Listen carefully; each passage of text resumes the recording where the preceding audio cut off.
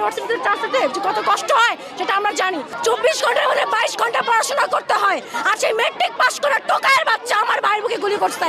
আমরা স্বাধীন দেশের পরাধীন নাগরিক, আমাদের স্বাধীনতা পুনরায় দরকার। আমাদের ভাই বোনেদের মেরে শুয়ে দিচ্ছে রাস্তায়, আমরা কিভাবে বাসায় চুপ করে থাকি? জাহিদ ভাইয়ার কি দোষ ছিল?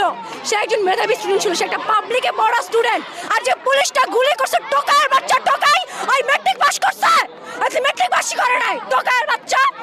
ও একটা স্টুডেন্ট, একটা পাবলিক ইউনিভার্সিটিতে চান্সতে যে কত কষ্ট হয় সেটা আমরা জানি।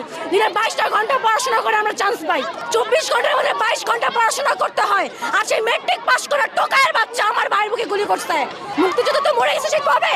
তার নাতিপুতিরা যে অধিকার, মুক্তিযোদ্ধাকে আমি রেসপেক্ট করি, আই প্রাউড অফ ইউ মুক্তিযোদ্ধা, কিন্তু কথা হচ্ছে তাদের সন্তানরা অধিকার পাইছে ভালো, সুবিধা পাইছে ভালো, তাদের নাতিরা পাইতেছে।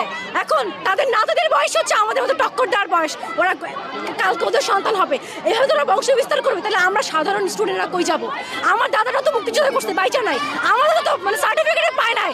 আমার দাদা বলছে যে আমি মুক্তিযোদ্ধা করছি, আমি জানি আমি কি মুক্তিযুদ্ধ করছি, আমাকে লোক দেখানোর দরকার নাই।